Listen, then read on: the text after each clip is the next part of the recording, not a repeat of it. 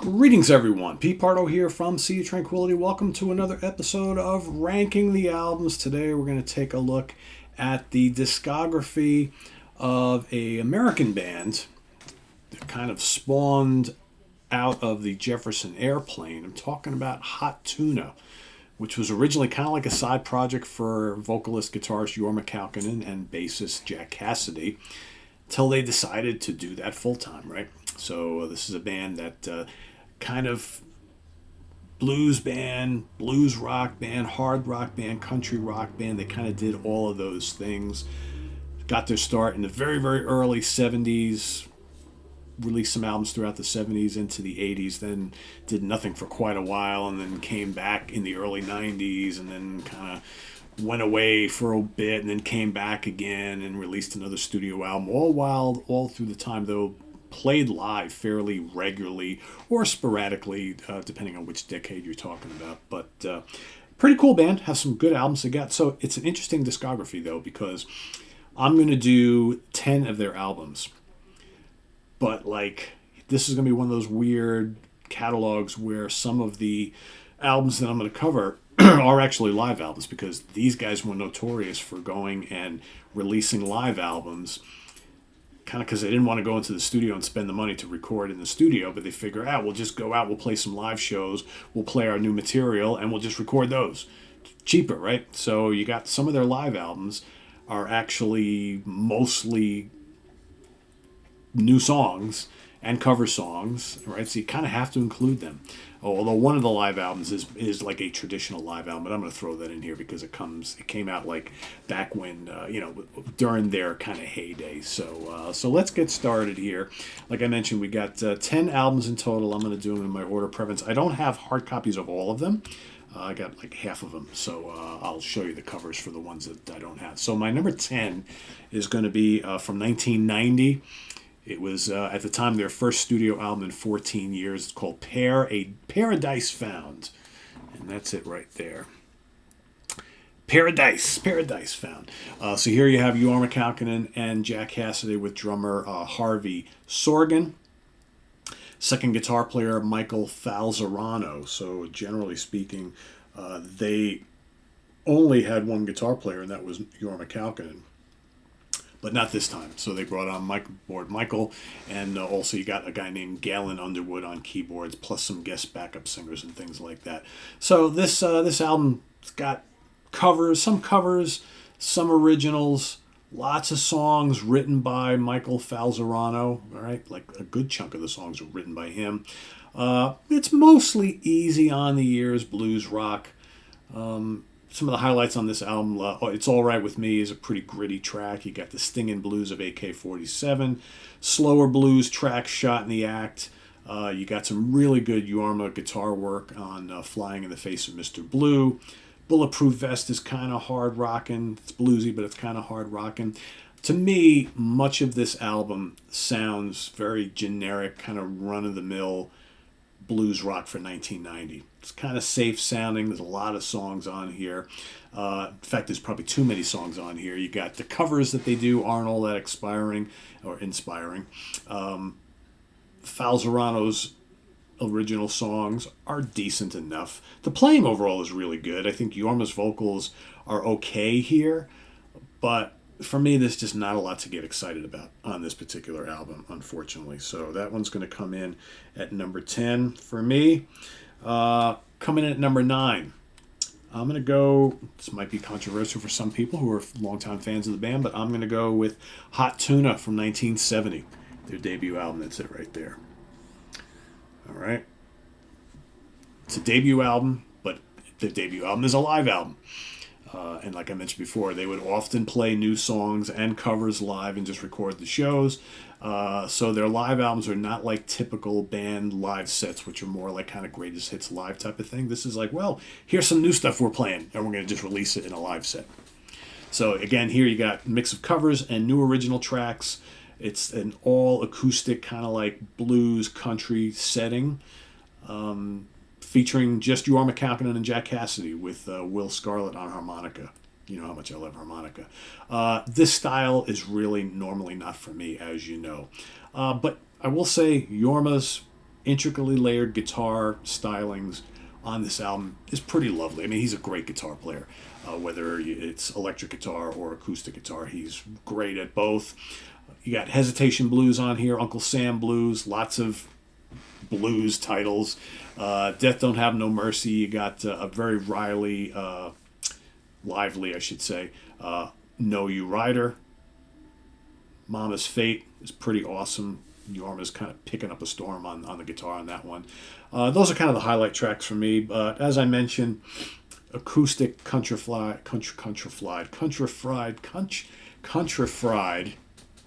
however you want to say it, countrified blues isn't really my bag. But this is well done. It's just not really my cup of tea.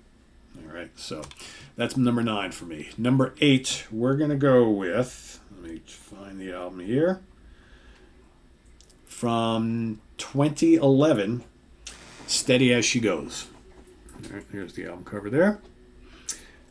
This is their last album to date, like I said, from 2011. So first studio album in 21 years after Paradise Found. So again, we got big, long gaps in like album releases here. You got Yorma and Jack along with Barry Mitterhoff on mandolin and Scooter Warner on drums, plus Larry Campbell on extra guitars, Teresa Williams on backing vocals. It's a pretty good album here. Angel of Darkness, tasty slice of blues rock, great backing vocals from Teresa. Got some stinging guitar licks from Yorma. Good track. You got the swampy blues rock of Children of Zion. You got more of that kind of acoustic country blues on Second Chances. Tight grooves, tasty guitar picking on Goodbye to the Blues. You got more blues rock on A Little Faster. It's kind of nasty. I like the groove on that one too. Yorma's guitar is great on Morning Interrupted. Right, he's to me a really good, like, kind of crunchy electric blues rock guitar player when he wants to be, and he does that style really well. Easy Now Revisited is another really good one. I think this album suffers from way too many songs. I mean, the 90s and the 2000s, they jam packing 60, 65, 70 minutes worth of music on some of these CDs. It's a little too many songs on here. The back end of the album drags a little bit for me, but there is some really good material on here for such a late period album for this band, and I will say like a good half of this album is actually really strong and enjoyable. So Steady As She Goes coming in at number 8. All right, we're going to go to number 7. Let me find the album here for you. All right, that is called First Pull Up, Then Pull Down. I don't know if you can see that. Oh, the glare is kind of, there we go. Whoop. Come on. Oh, I think you get the picture, right? There we go. I know it's kind of sideways. So this is from 1971. This is their second album. No surprise, also recorded live. It's featuring mostly covers and some originals. And the band now mostly doing electric stuff by this period in time. So here you got Yorma and Jack, joined by Papa John Creech on electric violin. You may remember him from Jefferson Airplane. He also was in Jefferson Starship. And Sammy Piazza on drums, along with Will Scarlett again on harmonica. John's other smoking instrumental, some scorching violin from and blazing guitar work on that. Those two guys work really, really well together. You got Candyman, it's kind of an upbeat country rocker. You got the big brooding Been So Long, Honky Tonk Country, Want You to Know, which has some great violin from Papa. You got the 8+ minute Keep Your Lamps Trimmed and Burning. It's another kind of excuse for the band to do some kind of loose jamming. You got violin solos, bass solos, guitar solos all over the place. Pretty cool song, lots of jamming, like I said. You got the country blues of Never Happened No More. And then the closer is a real gritty, rockin' 10-minute Comeback Baby. It's another piece that lets the band kind of stretch out and jam. I dig this album. I like most of it. But then again, electric Hot Tuna, that you'll see that as we go through it. The electric Hot Tuna is more my speed. And I think Papa John Creech adds a nice element to this band. Unfortunately, he didn't stick around for too long.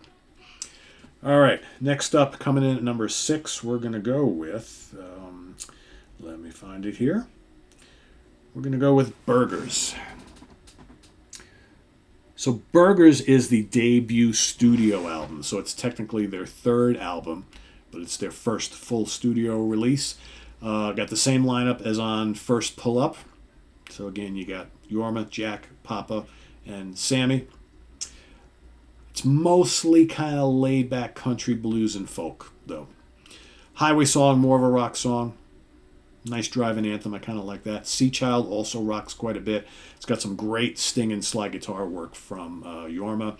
Ode for Billie Jean. It's got some more good electric guitar from Jorma and some really nice violin solo from Papa John. Otherwise, you got Let Us Get Together right down here, Water Song, True Religion, and most of the rest are more acoustic-based songs, but pretty decent. Overall, I think this is a solid album. It sits right in the middle of the pack for me. I like the more electric stuff on here. You can kind of see where they were going to be going next, which I think is cool. But I would recommend this one. This is a pretty good album. It's Burgers from 1972, coming in at number 6. All right, I think I can ditch the pictures from the phone now. So we're going to go to number 5, The Phosphorescent Rat from 1974. So this is their 4th album. Much more electric material on here. So here, Papa John Creech by now is gone, off to Jefferson Starship Land. So it's Jorma, Jack, and Sammy as the surviving power trio, right? Now they're going for this power trio thing. I See the Light is a terrific bluesy hard rock song with really nice guitar harmonies and textures and vocals from Jorma, who's, at his best is a pretty good singer. He fits this type of music really well. Letter to the North Star, bluesy country rock.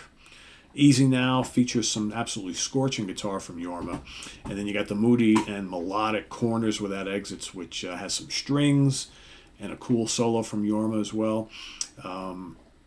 More kind of country blues on Day to Day Without the Window Blues. No surprise there, but that's some good nasty guitar licks and slide guitars, which is pretty cool. In the Kingdom's kind of majestic. You got Seaweed Strut, which is acoustic. That's one of the couple acoustic bits on this album. You got Living Just For You is a big, bright, hard rocker. I like that one. Another acoustic song with strings, once again, is Soliloquy for Two, which is actually kind of nice, well done. And then the closer is a little instrumental acoustic ditty, which is called Sally, Where'd You Get Your Liquor From? Overall, fun, strong album. I obviously like the electric stuff the most, but that is the majority of the album. It's probably like 75-25 as far as electric versus acoustic, but this is kind of like the beginning of their move into fully electric music. So that is The Phosphorescent Rat from 1974. All right, number 4 is going to be the double live album, Double Dose. This is their 8th album. 3rd live album. Again, the band opting to record live material instead of spending money to go into the studio. So here we have a couple new things, some covers, and live renditions of old classics. So you get a little bit of everything here. So you got Jorma, Jack, Bob, and Nick Buck joins on keyboards and backing vocals, produced by Felix Pappalardi of Mountain fame. Side A of the double album is all Jorma on acoustic guitar and vocals, including a very cool little version of Embryonic Journey from the Airplane. The rest of the album features the electric band. So as we move into like the end of the first disc onto the second disc, or side 2 or side B of the original LP, which I had back in the day. I Wish You Would, absolutely cranks on here. You get the kind of layered country rock of the song called Genesis. You got loads of sizzling guitar licks on Extrication Love Song. That's just terrific here. You get a really heavy version of Chuck Berry's Talking About You, which is pretty cool. Funky Number 7 is another one of their tracks. Blistering version of that on here, which has lots of just screaming guitar solos, and it's just under 9 minutes long, so lots of jamming there. You got the kind of dreamy and oftentimes kind of bluesy, like heavy slow blues of Serpent of Dreams. You got the heavy, bow-legged woman, knock-kneed man. Jorma kicking on the wah-wah pedal, which is pretty cool. And you got some kind of funky electric piano on the hard rock and I See the Light, which is cool. Then you got more rootsy kind of boogie type stuff on Sunrise Dance with the Devil. I Can't Be Satisfied is big, rockin', stomping. I think it's a really killer live album that gives you a taste of what kind of Hot Tuna were all about during this time period, especially live on stage with the electric band. So I would say if you don't have any of this stuff and you're looking to get like a taste of what this band was all about on stage, this is probably a great place to start. This is actually the first thing I ever got from the band, Double Dose. So really good live album here. All right, moving on to number 3. We're going to go 1975, their 5th album, America's Choice. So this is what they call officially the first of the Rampage trilogy. 3 albums that are easily there. The Hot Tuna's heavy period.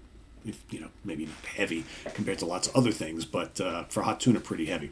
So this is all electric albums, and this features the all-new trio of Jorma, Jack, and new drummer Bob Steeler. Okay, kind of cool take on like laundry detergent or whatever. You got the opener, Sleep Song.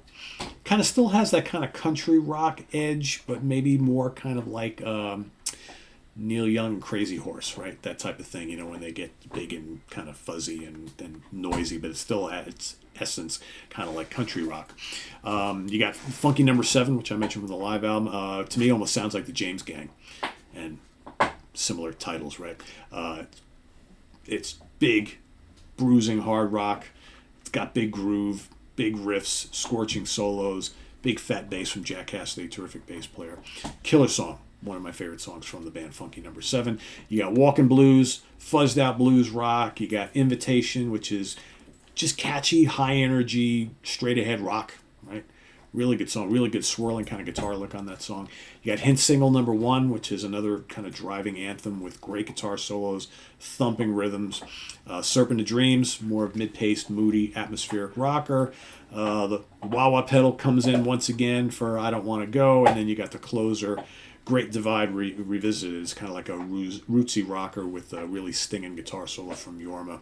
And I think it's a strong record. I like this side of the band. For me, Electric Hot Tuna is where it's at. Number 2. Nuka's chewing a bone behind me. Making lots of noise. Yellow Fever from 1975. 6th album.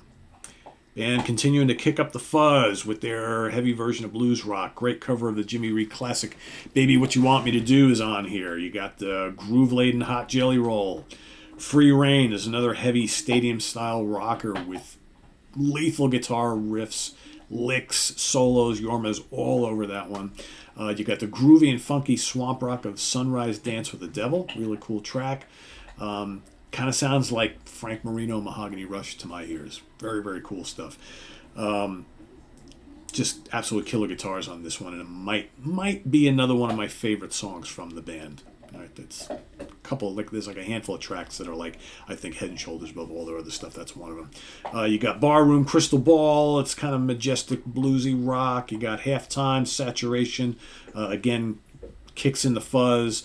Sounds like to me like Cream meets Mountain. Kind of heavy blues rock sounds. Love that one. And then the album closes with Surface Tension, which has all sorts of kind of weird, kind of psychedelic effects in it. It's just a wild instrumental with Jorma's guitar utilizing like a phaser or flanger effects. Really, really cool. Really great album. I wouldn't argue anybody saying this is the strongest Hot Tuna album because it nearly is. However, coming in at number 1, I'm going to go with, God, how do you even pronounce this? Hopkorv. Hoppkorv. Hopkorv, I guess that's how you say it. And there are the guys on the front. There's the dynamic duo. 7th album, again bringing heavy rock to the blues. You got Santa Claus Retreat. It's got some nasty riffing. You got the kind of like that Crazy Horse country blues rock of Watch the North Wind Rise. You got a cover of Buddy Holly's It's So Easy, which rocks hard and almost sounds like BTO. Pretty cool. You got the Wah Wah comes out again for the snarling blues rock of Bow-Legged Woman, Knock-Kneed Man. You got a song called Driving Around, which is just heavy boogie rock. More cranking sounds on I Wish You Would. Right? I actually like it better on the live album, but it's still really good on here. That's another one of my favorite Hot Tuna songs, with just some great riffing and guitar licks from Jorma Kaukonen. You got a lot of big heavy grooves on the equally heavy Can't Be Satisfied. Talking About You stomps once again like BTO with big, huge riffing. There's some BTO similarities on this album, so if you like that sort of thing, you'll dig this album. We also have Extrication Love Song on here, which is just great heavy blues rock with just some nasty, nasty guitar playing from Jorma. What else we got here? The Closer, Song from the Stainless Symbol. Kicks ass. Moody, guitar heavy, again, kind of like Crazy Horse meets Mountain with just absolutely white hot guitar soloing and licks coming from Jorma Kaukonen. So this one is, to me, just a step above this one. But these two are easily, I think, on another level from the rest of the albums. But for, you got to have the trio. I think if you get this trio of albums here, that's really the way to go. That's the way I would direct you. If you just want to go get a sampling of some of the best stuff from these albums and little bits from the earlier stuff, go get Double Dose, which is the double live album. But I would highly recommend you get these three right off the bat. The three heavy trio albums. Plenty to love on these. But if you're more like an acoustic guy, acoustic blues and whatnot, and country rock, well, there's plenty to love on the other ones, right? So, so Hop Corv, number 1. Yellow Fever, number 2. America's Choice, number 3. We'll go with Double Dose, number 4. Number 5 is going to be the Phosphorescent Rat. Number 6, Burgers. Number 7, First Pull Up, Then Pull Down. Number 8, Steady As She Goes. Number 9, Hot Tuna. And number 10, Paradise Found. So Pair of Dice Found or Paradise Found, right? Either way. So there you have it. 10 Hot Tuna albums. Some electric, some acoustic. Plenty of good stuff on all of them. I will say Jack Cassidy and Jorma Kaukonen, two really, really talented players, talented musicians. Jorma Kaukonen is a terrific guitar player. Like I said, whether you grew up listening to Jorma in the airplane or acoustic Hot Tuna or his many, many solo albums, he's done all sorts of stuff. Again, he's more known as an acoustic guy, but when he straps on an electric guitar and plugs into an amp, he's a pretty serious player. And Jack Cassidy, always a terrific, terrific bass player. So, cool band. So this guy's going way back, right? So this is old school classic rock. So if you are a fan of Hot Tuna, let us know how you rank the albums down in the comments below. Pick your top 5. You want to do all 10. Maybe you feel it shouldn't include these live albums. I kind of made a case for including the live albums on this one because, again, most of them of the original 3 have enough new material on them that it's like, why not, right? So anyway, visit us on the web at www.seaoftranquility.org. We're on Facebook, we're on YouTube, all together, all the damn time. Please subscribe if you haven't already, and click on that notification bell so you get alert of all of our content as it posts, and please do hit the like button before you leave. Also down below, we've got the links to our Ko-Fi page for channel donations, as well as our merch page where you can get all sorts of great Sea of Tranquility gear. Tons of different t-shirt designs. We've got posters, we've got hats and caps, we've got hoodies, we've got coffee mugs, stickers. We even have stuff from my sister channel, Comic Book Geezers. So go investigate that. That link is below, and I thank you all.